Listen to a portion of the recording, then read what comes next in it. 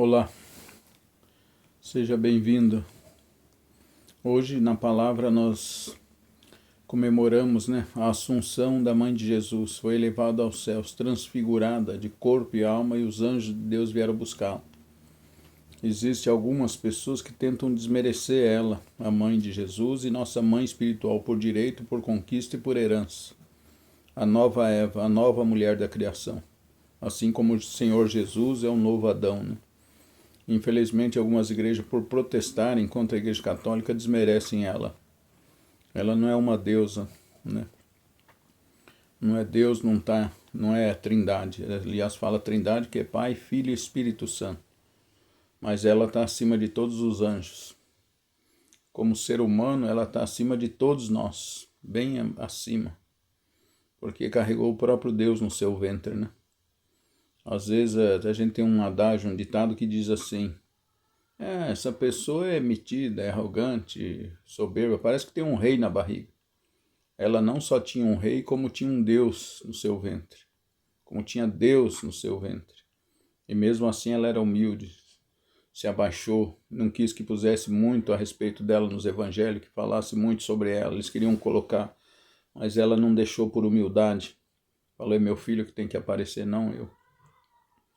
E ela foi elevada aos céus, E no evangelho de hoje nós vemos, Aliás, na liturgia, que fala: viu um grande sinal no céu, uma mulher vestida do sol, com a lua debaixo de seus pés, tendo uma coroa de 12 estrelas, E o dragão, A antiga serpente, o dragão, ela estava grávida e o dragão queria devorar-lhe o filho, O dragão vermelho, 7 cabeças e 10 chifres, o dragão cor de fogo, E isso, nós vemos nessa passagem, fala: ela tinha lua debaixo de seus pés. E o dragão tentou contra o seu filho, mas não conseguiu. Aí ele foi tentar contra a mulher, e a mulher se refugiou no deserto, protegida por Deus. E depois, na sequência, nós vemos que fala também: ele foi fazer guerra à sua descendência, A descendência da mulher. E estabeleceu o seu reino na praia, o dragão. Então nós vemos várias coisas, vários simbolismos aí, Primeiro, quando fala da mulher revestida do sol, quem que é representado pelo sol? Nós sabemos que a luz de Deus, a luz de Jesus é bem mais que o sol, Mas quem é representado por sol é o Senhor Jesus, é o Espírito Santo, é o Deus, é representado pela luz do sol. Deus é luz, é calor, é criação de vida, O sol mantém a vida na terra. E fala que ela não é o sol, mas ela está revestida do sol. Está revestida da glória do sol, do calor do sol, da luz do sol, Fala que ela está sobre a lua. A lua não tem luz própria, mas à noite ela reflete aquela luz que ela recebe do sol. Então quem é a lua? Somos nós, os cristãos. Somos nós os que cremos em Jesus Cristo. Os filhos de Adão e Eva, do novo Adão e da nova Eva, nova e eterna aliança, no sangue de Jesus.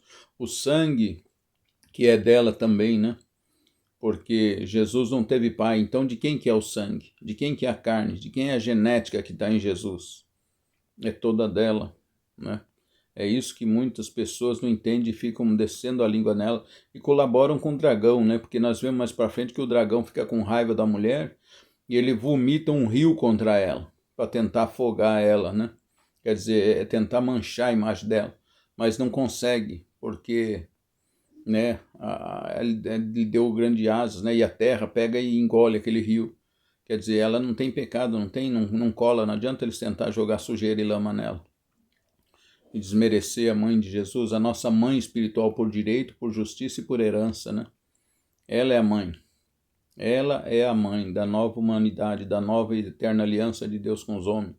O sangue, a carne de Jesus veio toda dela, a parte humana, veio tudo dela. E eles não conseguem compreender isso, Nós temos que respeitá-la, amá-la, E outra, teve que ser purificada ela, todo o corpo dela teve que ser rompido o pecado original. Foi antecipado o sacrifício de Jesus para ela. Porque se ela tivesse pecado, quando concebesse Jesus, ela morria torrada. Como é que Deus podia... Eu até perguntei para um evangélico: Deus habita em corpo de pecado? Não.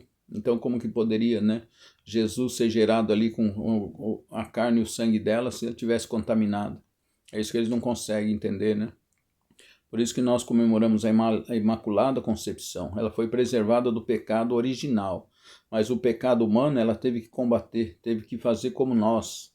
Ela fazia oração diária, rezava, ia ao templo de Jerusalém, se consagrava, pedia a Deus, né? Fez voto de castidade a Deus, se consagrou a Deus, queria servir só no templo. E ela também combatia os pecados, nunca pecou, lutava contra os pecados, não teve a parte de combate dela. Por isso que eu falei que é por conquista, por herança, né? Conquista, herança e por justiça, por merecimento. E a gente hoje comemora a assunção dela por quê? Porque a palavra de Deus diz assim, o preço do pecado é a morte. E se ela recebeu o próprio Jesus no ventre, tão santificada que ela foi, ela não tinha pecado com ela. E se não tinha pecado, a morte não podia tocar seu corpo físico. Por isso que a gente comemora hoje a assunção dela. Foi transfigurada, glorificado o seu corpo e os anjos vieram buscá-la e levá-la a Deus. Nós temos que parar de falar besteira e ver por justiça. Não podemos ser orgulhosos, arrogantes, soberbos. Por que não posso reconhecer ela como a criatura acima de todos os seres humanos, acima de todos nós? Se é orgulho, arrogância, preconceito, soberba, burrice, falta de inteligência, né? Para protestar, ela realmente está muito além da nossa compreensão. Se a gente pode falar bem dela, a gente tem que calar a boca, ficar quietinho. Se não quer falar nada, fica quieto, mas não toca no nome dela. A mulher sobre todos, a perfeição de Deus, perfeição das criaturas humanas, é ela.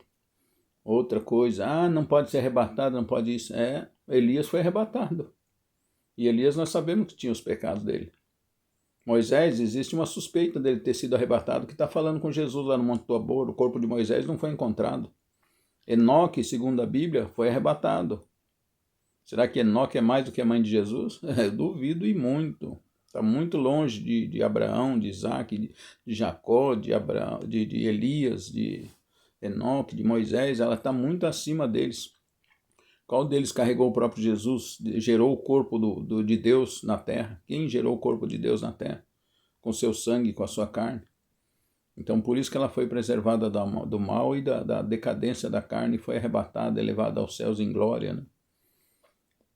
E ali nessa passagem do Apocalipse nós vemos o dragão representado no demônio, depois representado em poderes políticos, o chifre.